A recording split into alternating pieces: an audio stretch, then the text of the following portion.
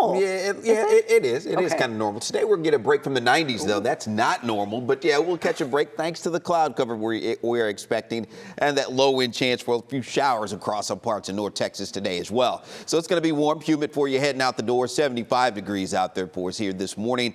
From our DBU tower cam, we were just looking at there. You see those lower 70s heading over to Grand Prairie at 74 right now, 73 in Frisco, along with Benbrook, and 75 getting out to Springtown. Good morning there here early on. Now we are going to warm only into the 80s a little bit later today. Still those low mid 70s around, but those temperatures again only around 88 to 89 heading over to Fort Worth and Dallas. Maybe getting into the lower 90s in a few spots today, but again relatively cool, I guess we can call it, compared to what we would normally see. That normal high 92. So we may be just a few degrees below that as we go through the day. Again, thanks to that cloud cover and that chance for some showers. Now, that's all associated with the potential tropical cyclone we've been talking about. Probably going to be Alberto a little bit later on today, well down into the Gulf of Mexico, and it's going to be taking a beeline right toward the coast there, staying down well to the south, maybe moving on shore just north of Tampico, Mexico, somewhere there a little bit later on today and tonight. Now, 40-mile-per-hour winds right now moving off to the west and northwest, but it's going to be moving more due west, we think, a little bit later on today,